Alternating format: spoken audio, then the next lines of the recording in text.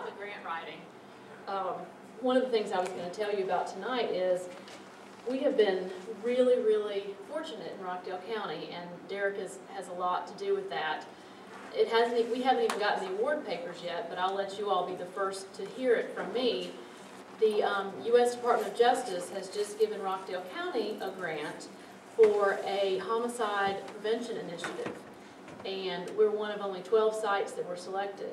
So we will begin work to collect data for the first year and try to come up with a model for domestic violence homicide prevention. So Derek once again wrote that grant, and we're going to try to come up with a model, and then if we are successful with our data and our structure, then we'll get another grant to implement it. So I'm not going to talk to you really tonight as a state court judge, although that sort of guided me into my other hat that I'm wearing, which is the chairperson of our task force against family violence. As Derek said, we go way back, and I was a prosecutor for Robert Mumford at the time here in the DA's office, and family violence, I started in state court, and so family violence has always been a part of what I did, either as a prosecutor, as a defense attorney. When I was in private practice, I represented people in divorces and TPOs and things like that. So it's always been a huge part of what I do, and in state court, it's over 50% of the cases that we see. So I've always been interested in it, and it's always been a part of what I do. But I'm wearing a little bit different hat as the chairperson of the task force. And what I really want to talk to you all about tonight is that you are such a great active community group with so many people that care so much about Rockdale County. What we are trying to do as a task force is equip everybody in the community to recognize family violence, to be able to give people services, references, referrals, help, phone numbers, the information for our website. Because we were talking earlier, Sandy and I were, about if you think about it, if you think back into middle school, high school, your family, it may be somebody you know today, it may be yourself, man, woman, it doesn't matter. If you think really hard, you can think of somebody you know who has been involved in a violent or abusive relationship. Almost everywhere I go, somebody will start talking about either somebody in their family, somebody that they've worked with, somebody who they're friends with, and it doesn't have to be. It isn't always a violent physical relationship. It could be emotional abuse, it could be control, it could be economic. There are just so many areas that it bleeds over to. So the reason that the task force has been working as hard as it has been with the things that we continue to learn is because one of the statistics that always struck me in the court system and prosecution is one of the fatality review numbers that comes from the Commission on Family Violence. And that number is that only 38% of the people that are murdered in domestic violence homicides have ever even come through the court system. So that gives you an idea of how many people who are murdered by their intimate partner we never see. So when you hear about family violence, you think, oh, well, that's a court problem, that's a police problem. But my message tonight and everywhere I go is it is not a court problem, it is not a criminal justice problem, it is a community problem. So the more people that we can reach out to, and I appreciate Sandy giving me the opportunity to come tonight.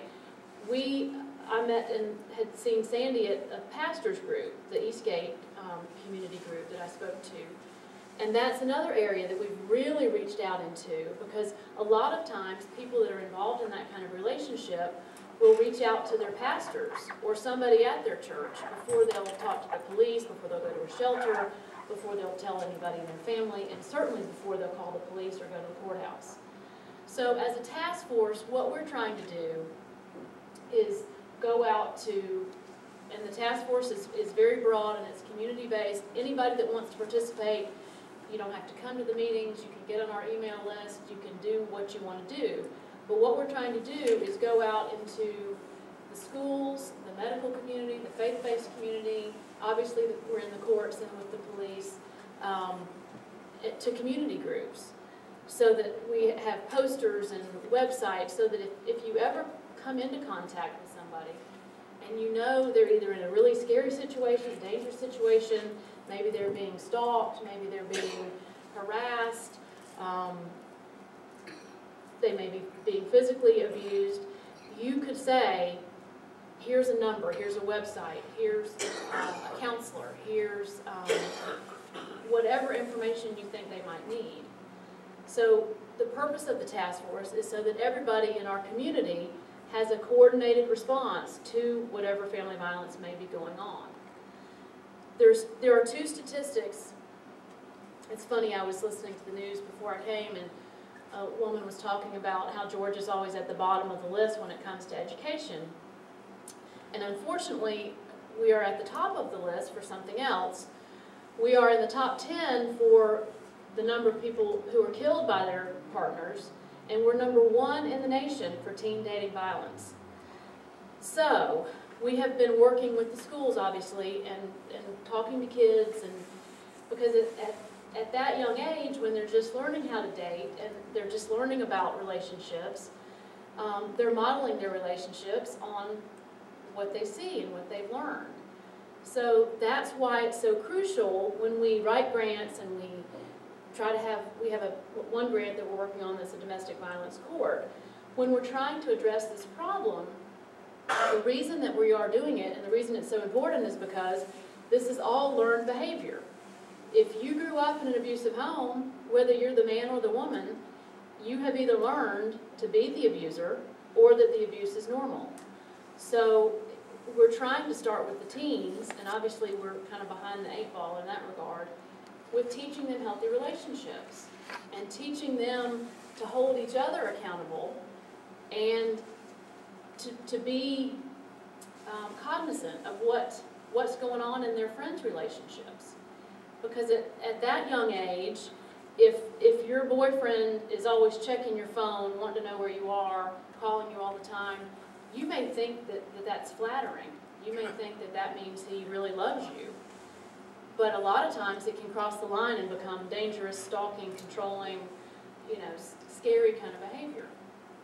So what we're really just trying to do is to get the word out to teens, to parents, to groups, so that we can start to re-educate. You have one of the offshoots is bullying, and that's become a big topic. It's all really the same kind of behavior.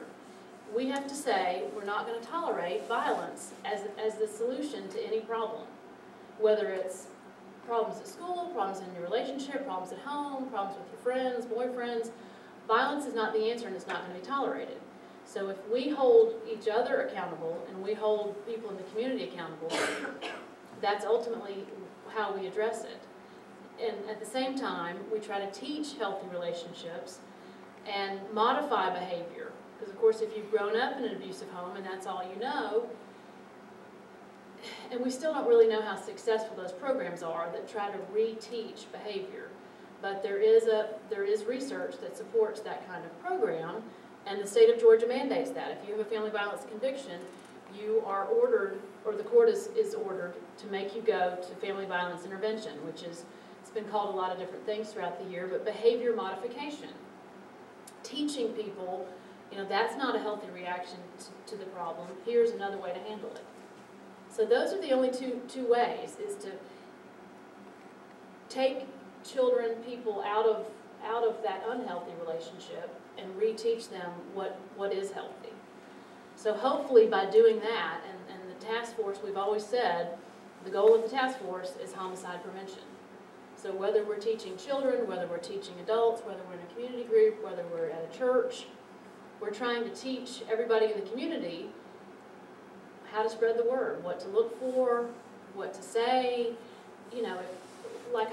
Like we talked about in the church, and we got a lot of feedback from this at the end. If you're in a church scenario and you know the preacher or one of the elders is abusive to his partner, you as the eldership, the church, you've got to hold him accountable and say, that's not acceptable.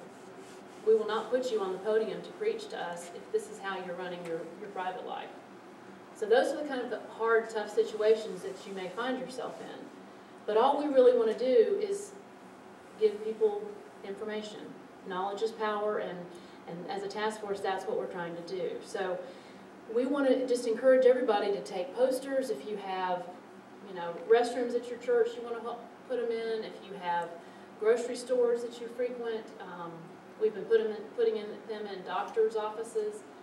It's just a poster with the shelter, because we have a great shelter here in the county. It's just got their phone number on it. There's no name, there's no nothing, so that it's not dangerous. You just pull off the number. It's an anonymous hotline. You can call it 24 hours a day, 7 days a week. We also I have cards for our website that have links to anything. We hope we continue to add things to it, but if you were in any kind of situation, let's say you were somebody in a relationship and you weren't even sure if the relationship you were in was abusive, you can ask questions and look for information on the website and go to links. If you need a temporary protective order, there's paperwork to get that. If you need resources for shelter or resources for counseling, or you want to get the abusive partner into counseling. So we're hoping that by just spreading the word that we can start to make some changes and prevent, obviously the ultimate is the homicide, but we want to prevent everything that leads up to that as well. So I brought some information. Of course, I think it's really important, and we've started talking with the school system about this. It's really important that we speak to the young people, because of course that's our next generation. And I always tell them when I speak to them, in teen dating violence, it's really pretty even between girls being abusive to boys and boys being abusive to girls. And we can thank the, feminism and equal rights and all the things that made it possible for me to be where I am have the negative effects as well. So we've gotten equality, now we're equally as abusive as our male counterparts. So anyway, I say that jokingly, but it has a lot of truth to it. We've taught, and I have a daughter, and I've taught her to be assertive, and you can be who you want to be and do whatever job you want to do, but sometimes that bleeds over into aggression.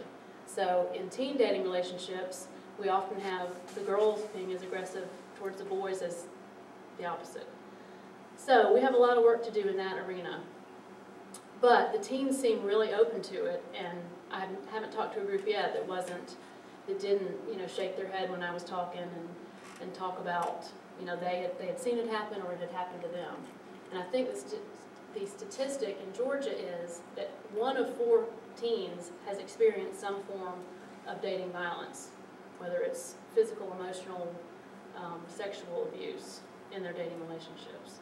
So that is number one ranking that we do not want to hold on to.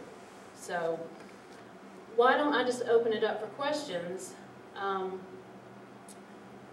said something a while ago that was a little bit disturbing. It was that to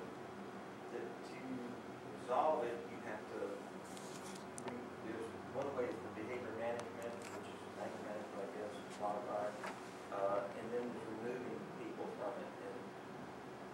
And that's pretty dramatic when you have to remove people from a family relationship, as we're talking about. Right, right. And then the other one is behavior modification, kind of, the jury's still working on that one? Well, and let me restate the question as best I can. So the question is about removing somebody from the relationship and or re-channeling them.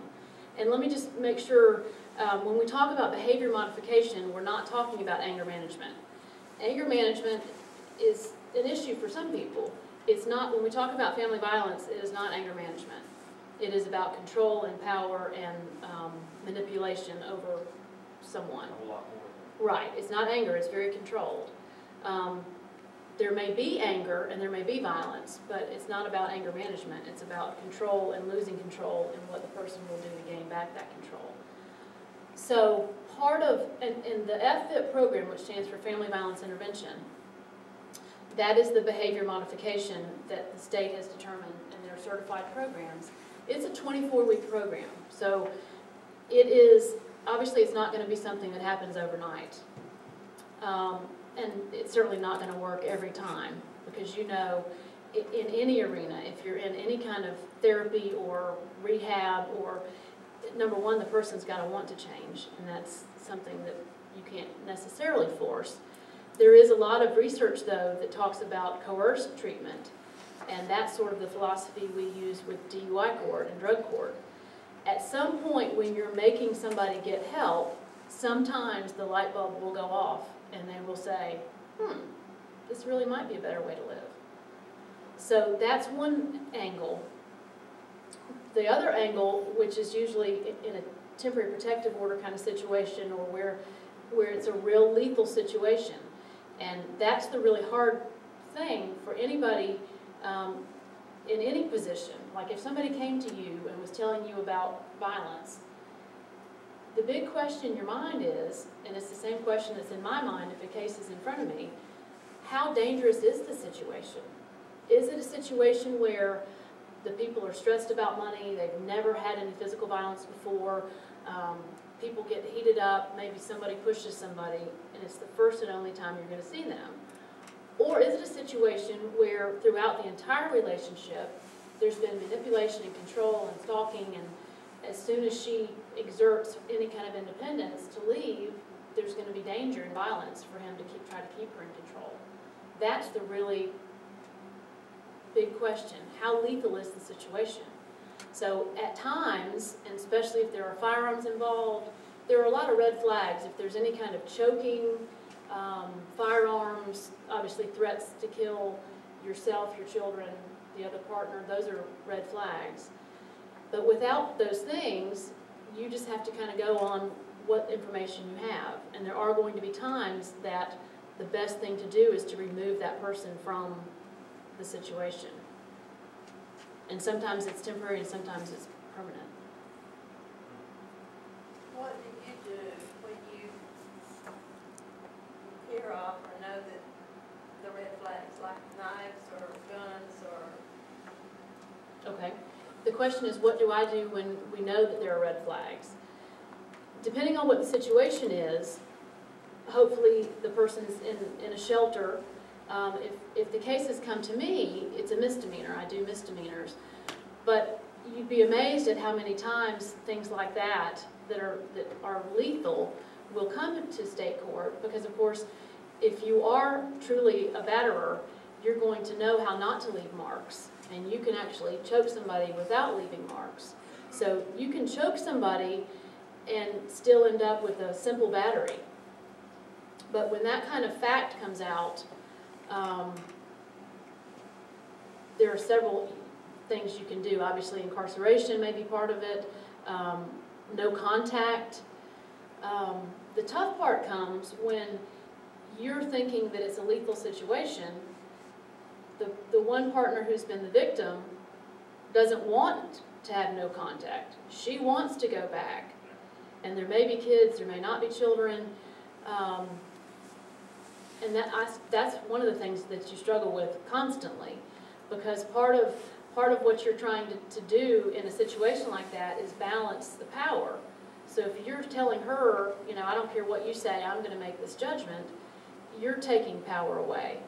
But on the other hand, if there's risk of homicide and there's children, sometimes you have to make that decision. So you just kind of have to use your best judgment and craft a sentence. Because ultimately, it's like a TPO. When you talk about a temporary protective order, ultimately it's just a piece of paper. Now it carries some weight, because if you violate it, it's an aggravated stalking felony.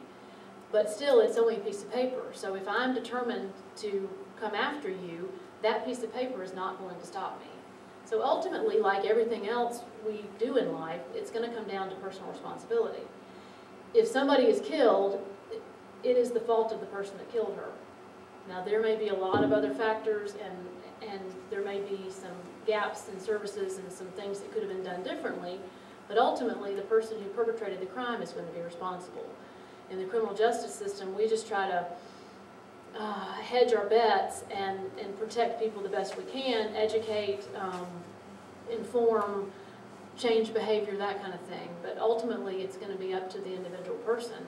Number one, if they get out, if they're the victim. So we try to help the person who's being victimized with education, with options, with resources, so that if that's the decision she makes, she can make a clean break. Or if it's a perpetrator, try to re-educate, you know, modify the behavior. But we're definitely not going to be successful every time. I guess maybe you confused me a little bit with your definition of family violence or domestic violence. What categories are we talking about in terms of adults? Like, does it include divorcees? Does it include couples that are separated? And then the other end of the spectrum, you talk about teen dating, but that's outside the family. Right, right. So the definition of teen dating, the definition of family violence versus teen dating violence, and I did talk about those two things sort of under the same umbrella. The state of Georgia defines family violence in a very, very broad way, and that's also kind of a complicating factor, because if you're looking for lethality and you're trying to prevent homicides, that's hopefully going to be a very narrow silo.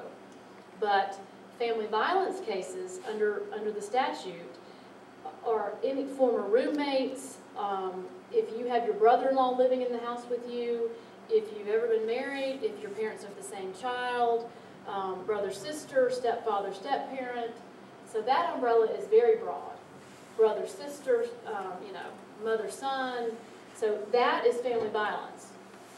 Then teen dating violence is just a, I guess it's a byproduct of people growing up in a violent situation, in a family violence situation.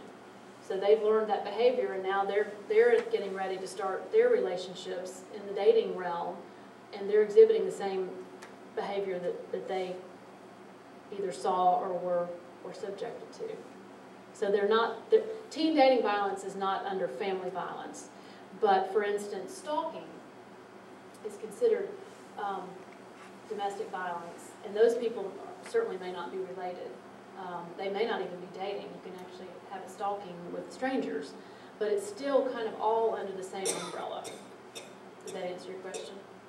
Yes, A little bit? yes, how, you know, numbers and data, and you just wonder what's being lumped together and what's being separated. Well, the data is pretty separate. Teen dating violence, they look at kids of a certain age in a relationship, but the numbers do correlate. And one of the numbers that when I talk to children, teenagers, one of the numbers that was really staggering for me, and a lot of the numbers come from the Georgia Commission on Family Violence and the Georgia Coalition Against Domestic Violence. They do all sorts of, they actually have a fatality review report that is so interesting. But they have so many facts and they do so much research.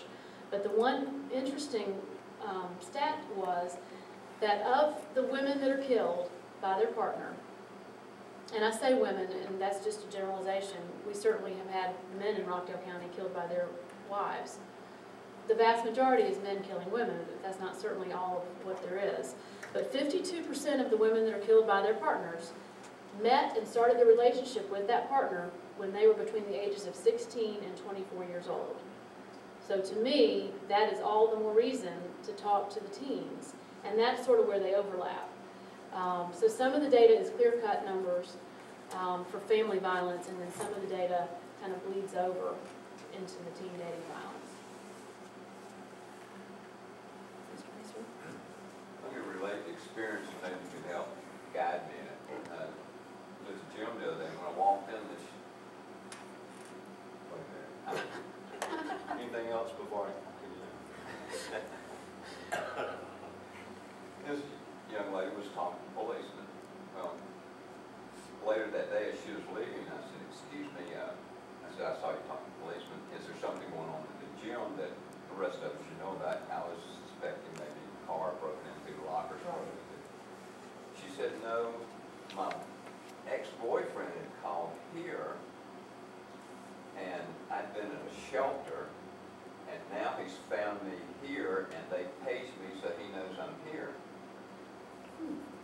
question went through my mind, well, she's reporting to police, but, and then she made the statement, if I had only reported it the first time it happened, like if it had a different outcome, I didn't, you know, with a brief encounter with a stranger, I was getting a lot more information than I really, I don't know what to ask, what not to ask.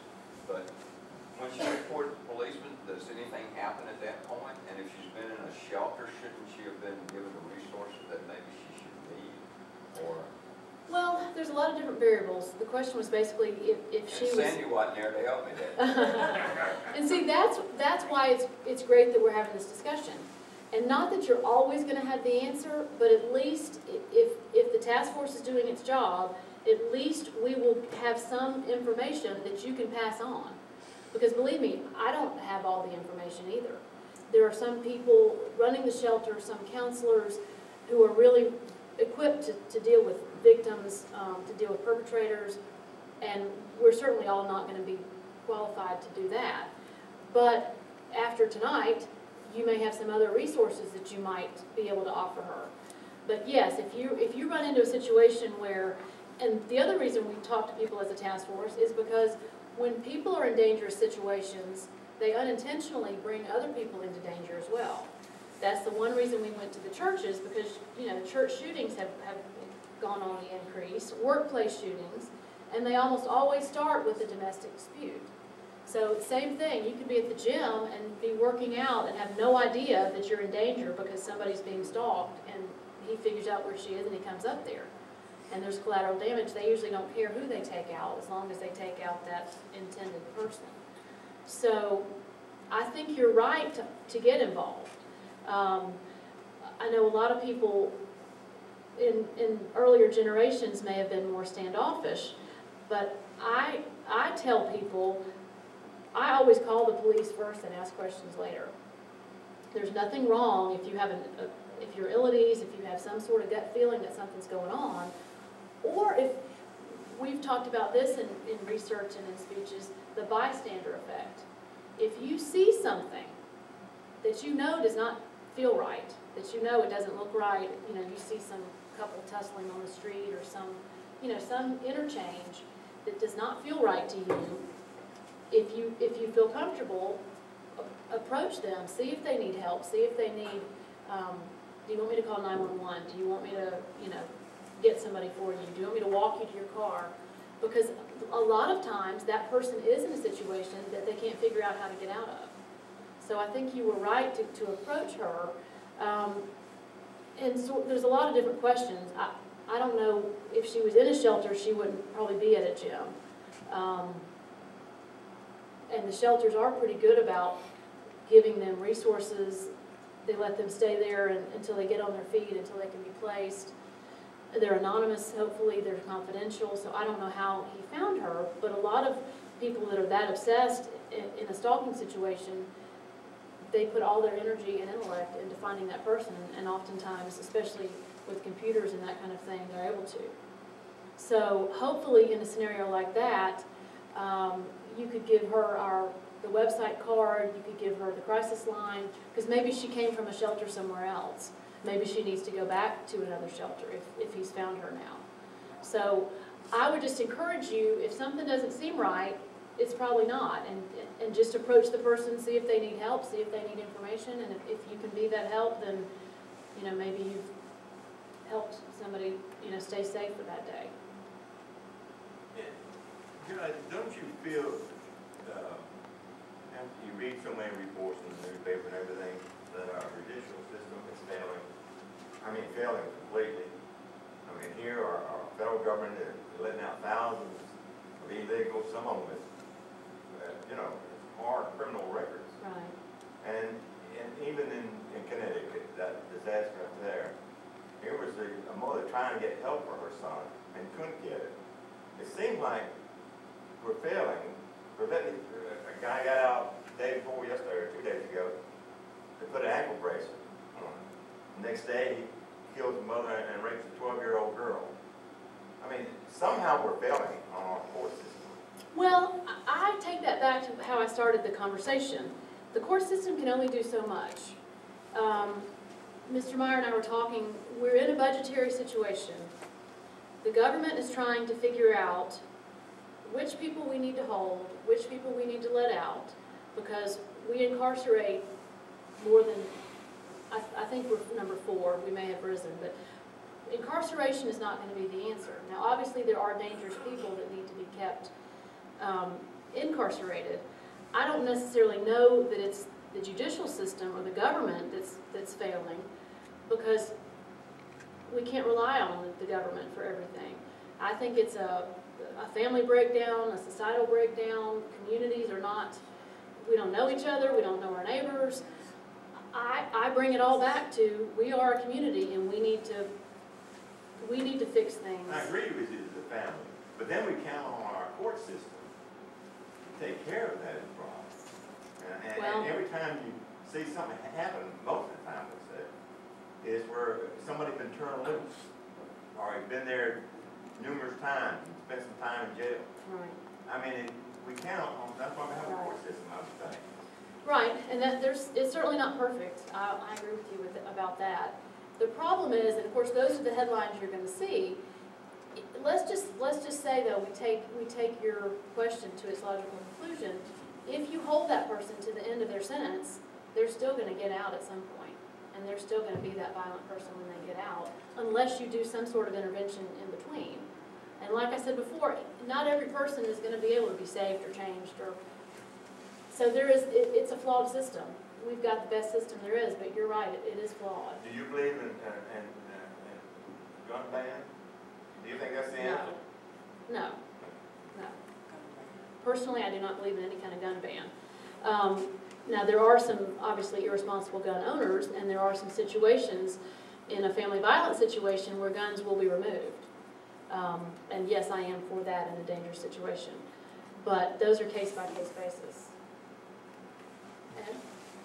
Judge, you mentioned that Georgia's number 1, and where does Rockdale County stand inside the 159 counties of Georgia as far as family violence goes? Well, the number 1 was the teen dating violence, and I don't think they've broken down. 93? Well, that was in the fatality, right, not teen dating violence. But when we got the Homicide Prevention Initiative grant, Dr. Finn, who's at Georgia State, was doing some of our research, and that was one of the numbers for the fatality. But we were 93 of 159, but the percentage was disproportionate because we are so small. So that was one of the reasons that I think we were chosen for the grant, is because, and I don't know that the number is disproportionate in my mind, because we actually counted, we keep track of that, and since the family violence statute passed in the mid-90s, we've had 20 family violence homicides. Obviously, that's 20 too many. But some of those are children, some of those are men, some of those are women. But obviously, any community that's had a homicide can stand to do some homicide prevention. So that's where Rockdale County falls in the homicide realm. Everybody keeps mentioning Rockdale County as being the second smallest county, but that's not true population-wise. That's true geographically. Geographically, right. Population, I think we're like 23rd or someplace like that in population in the state out of 159 counties. So we're a pretty large population. Right. And of course, the numbers have gone up with our population going up, as crime will normally do. Do you have a breakdown of men versus women, ethnic breakdowns or anything like that? I don't know of any that have done that sort of breakdown. You know, ethnic has nothing to do. Nothing. That's the one thing about family violence that we have learned, and the reason why we talk to communities about it, because there's no profile of a family violence perpetrator. There's no race, there's no ethnicity, there's no socioeconomic. It crosses all boundaries. So it is and I thought, I stole this from Derek the other day, but it's one of the oldest crimes we've had. It goes back to Cain and Abel. So it is complicated and it is age old, and obviously we don't have all the answers yet. How are our schools in Rockdale doing identifying potential issues of family violence? Is it getting better, or are they not? The question is, how are our schools doing in identifying family violence, and are they getting better or worse? Our schools are doing very well. They have always been involved in our task force. I don't know if you're familiar with the STARS grant, the healthy, I don't know if it's healthy families, healthy something, but it's the multi-million-dollar grant that the school system got. And they have used that money in a lot of different ways, and talking about character and bullying and teen dating violence. I speak at the schools routinely, and I think they're very aware and keep a very keen eye on, are there, and this is what we try to work with them about, are there red flags with the kids that are coming to school, that there might be something going on in their home? Not just with them in a dating kind of situation, but are there issues at home that the school's counselors can pick up on? So I think Rockdale County schools are definitely at the forefront. You know, we've got counties around us that are just trying to fight for accreditation. And our schools, while they may have issues, are far ahead of where other places are about teaching relationships. And actually, we've been working with the school system about a curriculum for hopefully middle school, because that's really where you need to start. Because the statistics talk about, you know, kids start dating at 11, 12, 13. So that's when you need, and not going out in a car, you know, dating, but with cell phones and computers and Skyping and text messaging, relationships start at that age. So, and there are some curricula out there that come from the CDC and places where they have done pilot programs and research, and they're data-based, evidence-based. So I think we're moving in that direction, and that's a start. It's certainly not going to fix the problem, but the more information you can get to that age group about what a healthy relationship looks like and what love looks like, the better off we're going to be as a community. How often do you have child against parents? Or do you see that often, or is it always the adults? No, it's definitely not always the adults. I don't know exactly, but I can tell you on a normal calendar we have cases, there'll be at least one or two where it's a child and a parent, or a child and a step-parent. Of course, you know, those are volatile situations anyway, and we started looking at this issue long ago because juvenile court was seeing unruly this, ungovernable that, and it was repeated behavior patterns. And so the investigator in juvenile court talked to us about looking at that issue, and that's kind of what gave the task force some renewed momentum. Because obviously the dynamic that we were seeing and thinking about was, well, they're growing up in a violent situation. There's some sort of violence in the home. You know, eventually the child gets big enough or old enough or strong enough to start fighting back. Or those are the only tools that they've been equipped with. So if you see a child who's acting that way, or who's exhibiting violence or using that as a strategy, 9 times out of 10, that's the only strategy they've been taught. So that's why we try to catch it early. I heard you mention. You'll be next. I heard you mention that Rockdale County was one of 12 locations in the state. So I take it that your office. 12 in the nation. Okay, so It's a federal grant. okay. So in other words, your office and your associates are not restricted to the citizens of Rockdale County. Well, the grant is specifically for Rockdale County. Yes, we were a site chosen by the U.S. Department of Justice. So persons in the county with this problem, it's not for like persons in Henry County or DeKalb County or. Well, unless they come here and commit the crime, Okay. that would bring them in. If they just needed help, they would need to go to their county. Well, I don't know that we would ever turn anybody away for resources. We will be looking at data from Rockdale County of crimes committed here, services available here. strategies we have here, but it's certainly not going to be, and I'm guessing what they hope to do is have these 12 sites come up with some strategies and some models that can be replicated other places. But yeah, we're not strictly Rockdale County as far as help goes, resources. But jurisdictionally, if a crime happens here, that's the only way we would be associated with it. Okay. What concerns me over many years now is the breakdown of families in our society.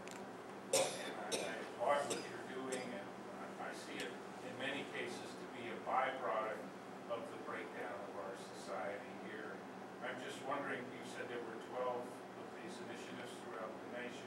I'm wondering if there are other initiatives that you're aware of to attack other parts of the breakdown of the family. Because to my mind, that's the root cause of the whole thing. Yes, the question is, are there other initiatives to address the breakdown of the family in more specific or broader aspects other than just homicide prevention and family violence? There are actually a lot of other grants, and I know, I'm trying to think of the name of that group in Rockdale County that works on the marriage project. They're with the hospital, but there are a lot of grants, and the Department of Justice and the federal grants, they're moving towards collaborative efforts. So systems that didn't used to work together will now be coming together, and I think that's probably smart, and that's probably the way we're going to make any progress if we do, is putting the hospital and the school and the court system together to try to work on that issue. Yes, absolutely, absolutely. And they've really, of any group that's active in our task force, the faith-based community has really just come out of the woodwork. And I think that's a real positive. Judge, can I share one anecdote with you? Sure. 6.5 years ago, I ran the Christian Basketball League at First Baptist. It's for all the churches around Greater Rockdale. And I did some coaching, refereeing, and besides running the league, and me and a bunch of other adults just felt that was one way to get to lost kids, and working with One Heart Ministries and Sheldon, now Pastor Sheldon Landy, and I took on one kid as an example. I won't mention his name. He was at middle school at Memorial Middle, had been in trouble every day of his life, never violent or anything like that, just always talking back, never respecting authority, never respecting even himself or his friends. And my daughter invited him to a function at church. And he came, and then he ended up playing basketball in our league, and I mentored him. Then one day I got a call on a Friday evening. I was at the church, and my wife was at choir practice at the church, and he said, "Mr. Ed, can you come get me?" And I said, "What's the matter?" And he said, "My stepdad had just beaten me." And I immediately jumped in the car, went and got him, brought him back to the church, and then we called the authorities and everything. His experience to me is an example of how we should handle these cases, because he said to me, he said, "Mr. Ed, I don't want to go to a strange family. Would you take me in?" And my wife and I that thought had never crossed our mind, and we looked at each other, and we had a daughter the same age, and we said, "We would. How do we work this out?" So we talked to the different people. They said they were okay with it if we were okay with it. And we did, and I laid down some strict guidelines. And I find that, number one, I told them you're going to read your Bible every day. Number two is you're never going to talk back to a teacher as long as you're with us. Number three is that your space in this house is assigned. You don't cross that threshold. My daughter's room is off limits, and you don't, when it's bedtime, it's bedtime. Well, anyway, make a long story short, in 6 months that he was with our family, he asked me questions, basic questions. Things like, is doing drugs a sin? Is talking back to your mother a sin? all kinds of philosophical questions that based on the spiritual emptiness that he had, because he's been taught you protect yourself, your own territory, you never take any guff from anybody. And these kids are learning this on the street, and they're not getting spiritual guidance. I think the number one problem in our nation today is when our founding fathers created public schools, they created Christian public schools that taught a mom and a dad, no other family but moms, dads, brothers, and sisters. They didn't allow divorce. They didn't allow the breakdown of the family, and when that happens, society is ruined. And I can tell you that this kid today, to this day, has never been in trouble again, and that was 6 years ago. Just some structure in his life, reading the Bible and understanding what his purpose in life was supposed to be about. Right. So I want to just emphasize to this whole audience and anybody who might watch this that taking your kids to a Bible-believing church, learn God's Word, and learn what their responsibilities are, can teach these kids how to respect people, respect themselves, love themselves. They don't even know how to do that. Well, and I think, Ed, I appreciate what you did, and I think that's a great example of why we're out in the community talking about it. Because the court system can't give that child what it needs. The foster care system can't give that child what he or she needs. If you weren't out there in the community, and if you hadn't have taken that child in, then you wouldn't have that story to tell. So that's just another example of not just the faith community, but the community as a whole stepping in if there are gaps, and there are going to be gaps. But the community, families, churches are going to be able to do a lot better job than the government and the courts. And I think we've seen that throughout history, and we'll continue to see that. Okay, 2 more questions, and then we'll wrap it up. Who are the lucky 2 going to be? Probate, I don't know, is it probate court or probate office? Probate court, yes, sir. I always understood that to be the family court. Is that just paperwork? I mean, really, and how do you interact with probate? Okay, so the question is about probate court. Is that the family court, and how does state court interact with probate court? Probate court is not really the family court unless there's a death, and then it kind of figures out how all that's going to work out. Or if there's a situation where you have a family member who's incapacitated, whether it's a child, whether it's an adult, whether it's guardianship, probate court handles that kind of thing. So my interactions with probate court has been in the realm of mental illness, trying to get people declared incapacitated, get a guardian, get them in some sort of group home. That's usually where my interaction is with probate court. They don't really have any kind of interaction with the criminal justice system per se. One more question. Would you say that personally you have gotten involved in this initiative because, is it fair to say, because of, let's say, your frustrations with not only the judicial system, but what you see every day in court? Is that what's driven you to this point, would you say? I would say that definitely is the main reason. Because if you're where I am, and what Derek was saying about grants and opportunities to do things in a new way, especially if you've been in a system, in the criminal justice system, if you've been doing something the same way, and statistically it's showing it's not working, then it just makes sense to try something else. So that's kind of what's been driving us, and then the task force and taking it out into the community has actually been successful, and we've seen some progress, and so that's fueled the momentum as well. So yes, I think frustrations, feeling like we don't have the right answers, we're not serving victims, we're not holding perpetrators accountable, but we know we can. We know we can do a better job. So I think that is what drives our work. We haven't heard from really women's. What's the difference between your task force and the DFACS? Well, DFACS is a part of our task force. Our task force is a community task force. Everybody on it is a volunteer on that task force. They have other full-time jobs, DFACs, the school system, counselors, police, court, survivors. But DFACs, you know, their job on a daily basis is to protect children, reunite families if they can, that kind of thing. So those are paid jobs? Yes. Yes. The task force is just a community volunteer agency.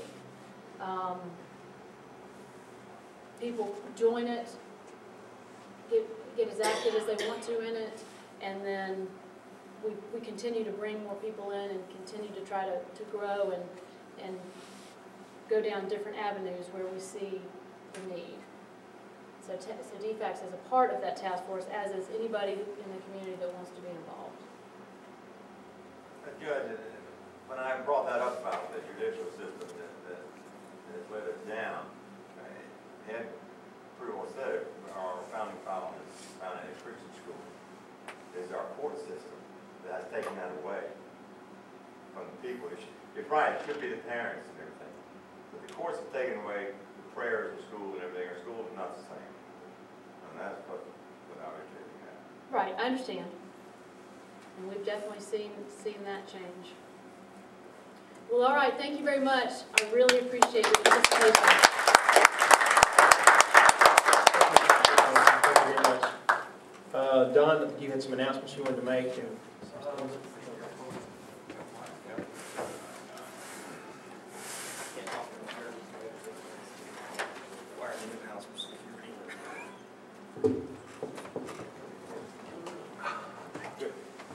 I feel like a president I've got. Okay. There's big things afoot with South Rockdale, and regretfully had another meeting in town. A lot of folks had to attend this evening. We've got the programs coming up for the future months. Is going to be in April, we're going to have the King James Bible history, and then we're going to have an update from the library board. In May is going to be the history on Rockdale County from the Historical Society. Miss Helen Gaddis is going to be here.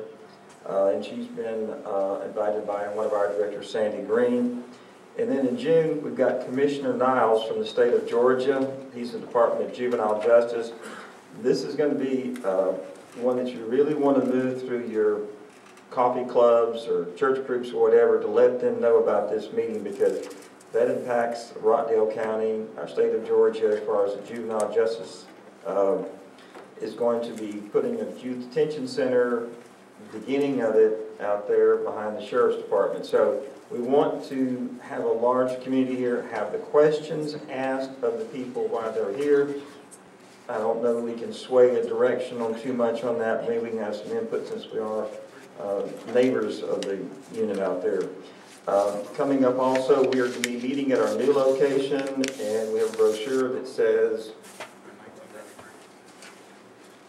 our new meeting location for April is going to be we're going to be guests of Peachtree Academy. It's going to be 1801 Ellington Road in Conyers, Georgia. And you can see us on Facebook. And always, these meetings are archived on edwardctracy.com. And our meeting in April is going to be on the 16th. Peachtree Academy, and all subsequent meetings will be at that location. And we'll be using our new designated name, Greater Rockdale Civic Association. And I think we got a great header, a great banner, got a great team working on brochures and handouts. So if you got ideas, pass them on to us. And as also, if you ever have a chance to have an idea for a program, let one of our directors know. Sandy? I'd like to remind everybody that we have the Cherry Blossom Festival coming up this coming weekend. We'd love to have all of you come out and have a booth. We'd like to see you there, and tell everybody, all your friends and your neighbors, to be able to come out and see what we're about. And the Cherry Blossom Festival is March 23rd, next weekend, 23rd and 24th. 23rd and 24th. Where's the booth located? Well, next weekend. Where's the booth going to be located? Over by the restroom, by the Children's Activity Center. Okay. And our booth is located by the Children's Activity Center. Okay. Any further announcements, wishes? Okay. Well, grant you good evening. The meeting's adjourned. Thank you so much.